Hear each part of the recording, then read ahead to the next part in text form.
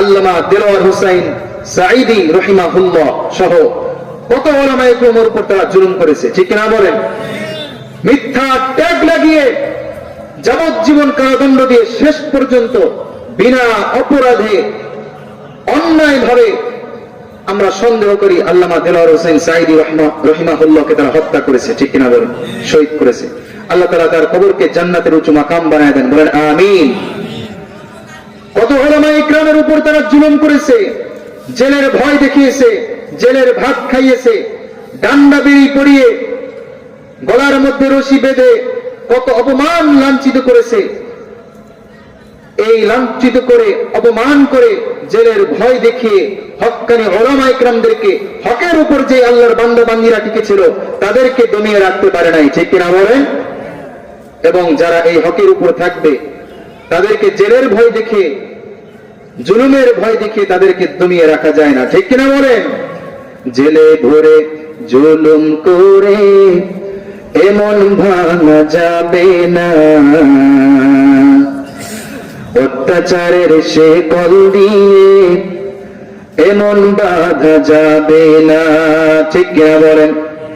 জেলে ভরে জুলুম করে এমন ভাঙা যাবে না, অত্যাচারের শেকল দিয়ে এমন ভাঙা যাবে না। এই জন্য প্যারা হাজিরিন, আল্লাহ রাব্বুল আলামিনের পথে হকের উপর যদি আমরা থাকতে চাই, দুনিয়ার কোনো মায়া, দুনিয়ার কোনো ভয়, দুনিয়ার কোনো জেল জুলুম, দুনিয়ার কোনো অত্যাচার জুলুমের ভয় করা যাবে না।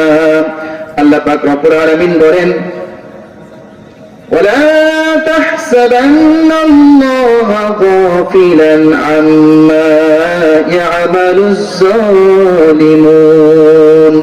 হে দুনিয়ার বান্দা বান্দীরা, তোমরা কখনো ধারণাও করিও না, আমি আল্লাহর উপর ধারণাও কখনো করিও না, ওয়ালা তাহসাবান্নাল্লাহা গাফিলান, যে আমি আল্লাহ তাআলা গাফিল, আমি আল্লাহ তাআলা বেখবর। কোন ব্যাপারে? আম্মা ইয়ামালুজ যালিমুন, যারা দুনিয়ার বুকে জুলুম করবে, জালেমদের জুলুম সম্পর্কে, জালেমদের আমল সম্পর্কে, জালেমদের কাজ সম্পর্কে আমি আল্লাহ তাআলাকে কখনো তোমরা বেখবর, আমি আল্লাহকে কখনো গাফিল মনে করো না। বরং আমি আল্লাহ রাব্বুল আলামিন জালেমদের কাজ সম্পর্কে আমি ধারণা রাখি, তাদের জুলুম সম্পর্কে আমি আল্লাহ পাক রব্বুল আলামিন বেখবর নয়, খবর রাখি। আমি আল্লাহ তাআলা লিয়াউমিন তাশখাসু ফীহিল আবসার, ওই চক্ষুদ্বয় বিস্ফোরিত হওয়ার আগ পর্যন্ত তাদেরকে আমি সুযোগ দিয়ে থাকি। যখন আমি আল্লাহ পাক পাকড়াও করি, যখন আমি আল্লাহ তাআলা ধরি, আমি আল্লাহ রাব্বুল আলামিনের ধরা বড় কঠিন ধরা, আমি আল্লাহ তাআলা ধরা বড় শক্ত ধরা, ঠিক কিনা বলেন? ইন্না বাতশা রাব্বিকা লাশাদীদ, আমি আল্লাহ তাআলার ধরা বড় কঠিন ধরা, বড় শক্ত ধরা, ধরি ধরি ধরি না, একবার ধরলে আমি আল্লাহ তাআলা আর কখনো ছাড়ি না, ঠিক কিনা বলেন? ওই যে নমরুদ আল্লাহর সঙ্গে জুলুম করেছে, দুর্বলের উপর জুলুম করেছে, আল্লাহর পয়গম্বর হযরত ইব্রাহিম আলাইহিস সালামের উপরে জুলুম করেছে। আল্লাহ রাব্বুল আলামিন বলেন, ও আমার পয়গম্বর ইব্রাহিম, এই যে নমরুদ তোমার উপর জুলুম করছে, আমি আল্লাহর সঙ্গে জুলুম করলো, দুর্বলের উপর জুলুম করলো, আমি এই নমরুদকে, তাকে আমি দুনিয়াতেও লাঞ্ছিত করলাম, তাকে আমি আখিরাতেও আমি আল্লাহ তাআলা লাঞ্ছিত করব, ঠিক কিনা বলেন? দুনিয়াতে কিভাবে লাঞ্ছিত করছে? শুধুমাত্র ক্ষমতা থেকেই নামায়া দেয় নাই, শেষ পর্যন্ত তার মৃত্যুটা হলো নিজের জুতার বাড়ি খেতে খেতে, ঠিক কিনা বলেন? জোরে বলেন। নিজের পাপের অপরাধে নমরুদ করলো গাদ্দারি, মাথা ব্যথার নিরাময়ে খাইল রে জুতার বাড়ি, ঠিক কিনা? নিজের পাপের অপরাধে নমরুদ করলো গাদ্দারি, মাথা ব্যথার নিরাময়ে খাইল রে জুতার বাড়ি। সে তো ছিল আল্লাহর সাথে বেয়াদবির পরিণাম, সে তো ছিল প্রভুর সাথে বেয়াদবির পরিণাম। পায়ে জুতা পরলে সম্মান, গায়ে পরলে অপমান, ঠিক কিনা বলেন? পায়ে যত দামি জুতা পরছেন, দামি জুতা পরলে মানুষ সম্মান করে, হায় রে দেখছো কত দামি জুতা পরছে, ঠিক কিনা বলেন?